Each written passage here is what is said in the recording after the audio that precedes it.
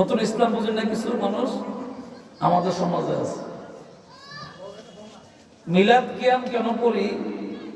আমি আমার জীবনে যত জায়গায় ওয়াজ করছি, আমার জীবনে আমি যত জায়গায় এই 28 বছর পর্যন্ত আমি ওয়াজ করি, ছাত্র জীবন থেকে শুরু করে। আর আমাদের ওয়াজের শুরুটাই যেটা আমরা থেকে শুরু, আমার ওয়াজের ফার্স্ট শুরুটা যেটা আমরা এই স্কুল মুসি, এখানে আমি ওয়াজ শুরু করছি, এখান থেকে ওয়াজ শুরু হয়েছে, এই 22 সাল পর্যন্ত চলছে। আমি আপনাকে বোঝাবার জন্য বলি, মতামত থাকবেই। সাহাবীদের, নবীর আমল ও সাহাবীদের ভিতরে মতামত ছিল, মতামত থাকবেই। কারো মত এদিকে, কারো মত ওইদিকে থাকতেই পারে।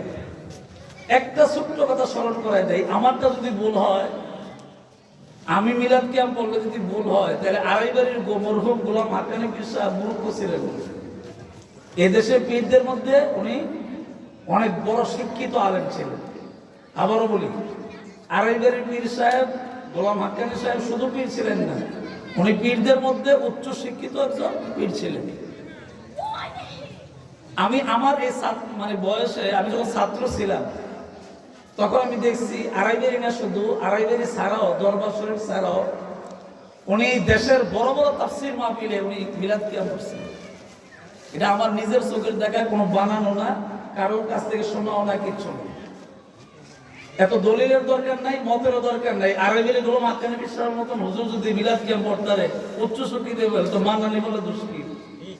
কারণ উনি তো মূর্খ ছিল না, উনি তো এদেশে পীরদের মধ্যে উচ্চ শিক্ষিত ছিল। এই জন্য আল্লাহর রাস্তে মিলাদ কিয়ামটা আমরা করি একমাত্র নবীর মহাব্বত, অন্য কিছু না। এটা ফরজ মনে করে পড়ি না, ওয়াজিব মনে করে পড়ি না, এটা আমরা মুস্তাহাব মনে করে পড়ি। তবে এটার নবীর মহাব্বত আসে। আমি আমার জীবনে যত জায়গায় ওয়াজ করেছি, যে জায়গায় দুরূদ শরীফ মিলাদ করে শুরু করেছি, এই ওয়াজ খুব ভালো হয়েছে। পরিবেশের কারণে যেখানে করতে পারি না, এখানে ওয়াজ ভালো হয় না, কারণ মনে শান্তি নেই। এই জন্য আমি আমার মনের আবেগটা আপনাদের কাছে প্রকাশ করলাম। এটা আমরা ফরজ মনে করে করি না, ওয়াজিব মনে করে করি না, সুন্নতে মুআক্কাদা মনে করে করি না। আমরা শুধুমাত্র নবীর মহাব্বতে আমরা দুরূদ মিলাদ কিয়াম করে থাকি। আল্লাহ পাক এই সঠিক কথাটা বোঝার তৌফিক দান করুন।